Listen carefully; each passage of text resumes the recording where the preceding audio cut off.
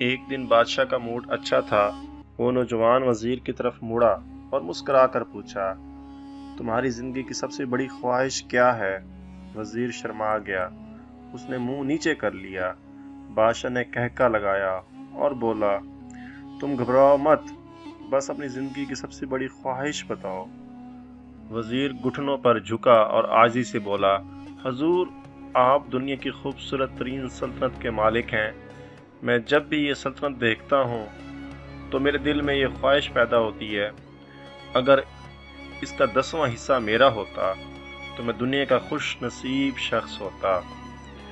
وزیر خاموش ہو گیا۔ بادشاہ نے کہکا لگایا اور بولا، میں اگر تمہیں اپنی آدھی سلطنت دے دوں تو؟ وزیر گھبرا گیا، اوپر دیکھا اور عاجزی سے بولا، بادشاہ سلامت، یہ کیسے ممکن ہے؟ میں اتنا خوش قسمت کیسے ہو سکتا ہوں؟ بادشاہ نے فوراً احکامات لکھنے کا حکم دیا۔ بادشاہ نے پہلے حکم کے ذریعے اپنی آدھی سلطنت نوجوان وزیر کے نام کر دی۔ دوسرے حکم میں بادشاہ نے وزیر کا سر قلم کرنے کا آرڈر جاری کر دیا۔ وزیر دونوں احکامات پر حیران رہ گیا۔ بادشاہ نے احکامات پر مہر لگائی اور وزیر کی آنکھوں میں آنکھیں ڈال کر بولا، تمہارے پاس 30 دن ہیں۔ تم نے ان 30 دنوں میں صرف 3 سوالوں کے جواب تلاش کرنا ہے۔ اگر تم کامیاب ہو گئے تو میرا دوسرا حکم منسوخ ہو جائے گا اور تمہیں آدھی سلطنت مل جائے گی، اور اگر تم ناکام ہو گئے تو پہلا حکم خارج ہو جائے گا اور دوسرے حکم کے مطابق تمہارا سر اتار لیا جائے گا۔ وزیر کی حیرت پریشانی میں بدل گئی۔ بادشاہ نے اس کے بعد فرمایا، میرے 3 سوال لکھ لو۔ وزیر نے لکھنا شروع کر دیا۔ بادشاہ نے کہا، پہلا سوال، انسان کی زندگی کی سب سے بڑی سچائی کیا ہے؟ وہ رکا اور بولا، دوسرا سوال یہ کہ انسان کی زندگی کا سب سے بڑا دھوکہ کیا ہے؟ وہ رکا اور پھر بولا، تیسرا سوال، انسان کی زندگی کی سب سے بڑی کمزوری کیا ہے؟ بادشاہ نے اس کے بعد نکارے پر چوٹ لگوائی اور بآواز بلند فرمایا، تمہارا وقت شروع ہوتا ہے اب۔ وزیر نے دونوں پروانے اٹھائے اور دربار سے دوڑ لگا دی۔ اس نے اسی شام ملک بھر کے دانشور، ادیب، مفکر اور ذہین لوگ جمع کیے اور یہ سوال ان کے سامنے رکھ دی۔ ملک بھر کے دانشور ساری رات بحث کرتے رہے، لیکن وزیر نے دوسرے دن دانشور بڑھا دیے، لیکن نتیجہ وہی نکلا۔ وہ آنے والے دلوں میں لوگ بڑھاتا رہا، مگر اسے کوئی تسلی بخش جواب نہ مل سکا، یہاں تک کہ وہ مایوس ہو کر دارالحکومت سے باہر نکل گئی۔ وہ سوال اٹھا کر پورے ملک میں پھرا، مگر اسے کوئی بھی تسلی بخش جواب نہ ملا۔ وہ مارا مارا پھرتا رہا، شہر شہر، گاؤں گاؤں کی خاک چھانتا رہا۔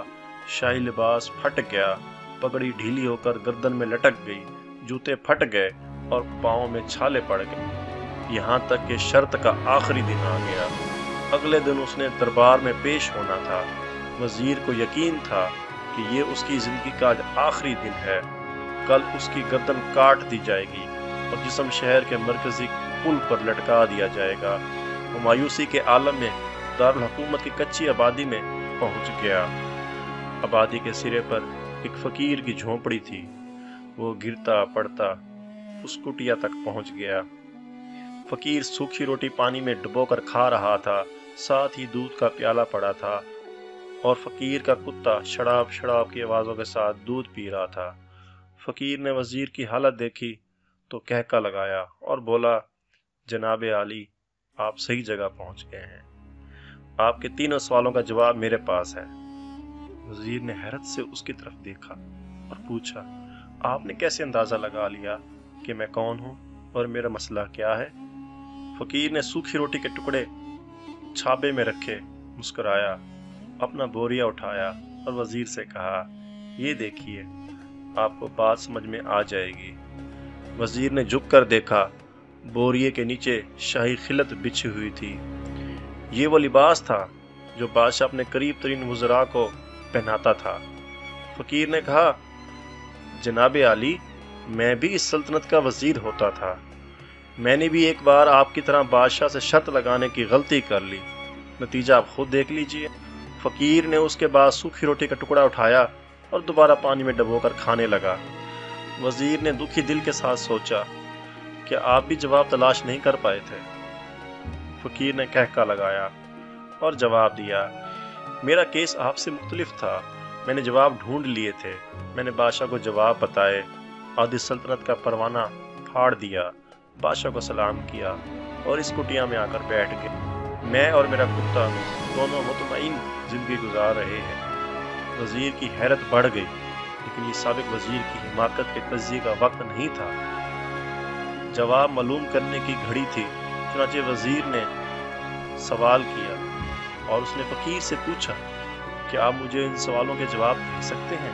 فقیر نے ہاں میں گردن ہلا دی اور جواب دیا، میں پہلے 2 سوالوں کا جواب تمہیں مفت دے دوں گا، لیکن تیسرے سوال کے لیے تمہیں میری قیمت ادا کرنی پڑے گی۔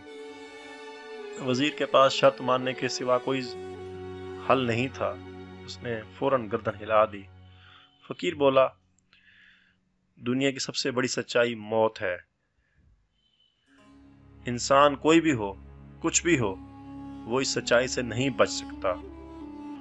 وہ رکا اور بولا، انسان کی زندگی کا سب سے بڑا دھوکہ زندگی ہے۔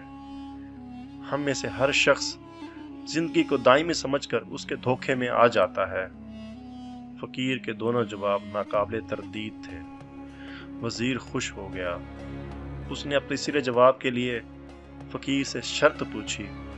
فقیر نے کہکا لگایا، کتے کے سامنے سے دودھ کا پیالہ اٹھایا اور وزیر کے ہاتھ میں دے کر کہا، میں آپ کو تیسرے سوال کا جواب اس وقت تک نہیں دوں گا جب تک آپ یہ دودھ نہیں پئیں گے۔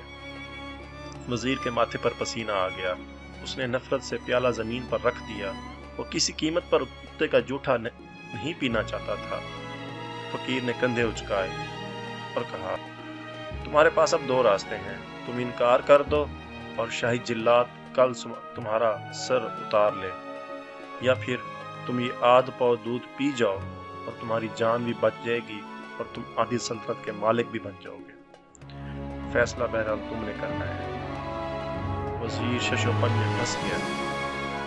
ایک طرف زندگی اور آدھی سلطنت اور دوسری طرف کتے کا جوٹھا دودھ تھا۔ وہ سوچتا رہا یہاں تک کہ جان اور مال جیت گیا اور سیلف ریسپیکٹ ہار گئی۔ وزیر نے پیالہ اٹھایا اور ایک ہی سانس میں دودھ پی گیا۔ فقیر نے کہکا لگایا اور بولا، میرے بچے، انسان کی سب سے بڑی کمزوری خود غرضی ہے۔ یہ اسے کتے کا جوٹھا دودھ تک پینے پر مجبور کر دیتی ہے، اور یہ وہ سچ ہے جس نے مجھے سلطنت کا پروانہ پھاڑ کر اس کٹیا میں بیٹھنے پر مجبور کر دیا تھا۔ میں جان گیا تھا، میں جوں زندگی کے دھوکے میں آؤں گا، میں موت کی سچائی کو فراموش کر دوں گا، اور جب میں موت کو جتنا فراموش کروں گا، میں اتنا ہی غرض کی دلدل میں دھنستا جاؤں گا، اور مجھے روز اس دلدل میں سانس لینے کے لیے غرض کا غلیظ دودھ پینا پڑے گا۔ لہٰذا میرا مشورہ ہے، زندگی کی ان 3 حقیقتوں کو جان لو، تمہاری زندگی اچھی گزرے گی۔ وزیر شرمندگی اور خود ترسی کا تحفہ لے کر فقیر کی کٹیا سے نکلا اور محل کی طرف چل پڑا۔ وہ جوں محل کے قریب پہنچ رہا تھا، اس کا احساس شرمندگی بڑھ رہا تھا، اس کے اندر ذلت کا احساس بڑھ رہا تھا۔ وہ اس احساس کے ساتھ محل میں داخل ہوا کہ اس کے سینے میں خوفناک ٹیس اٹھی۔ وہ گھوڑے سے گرا، لمبی ہچکی لی اور اس کی روح کف انصری سے پرواز کر گئی۔ دوستوں، ہمیں کسی دن کسی ٹھنڈی جگہ پر بیٹھ کر زندگی کے ان بنیادی سوالوں پر ضرور غور نہ کرنا چاہیے۔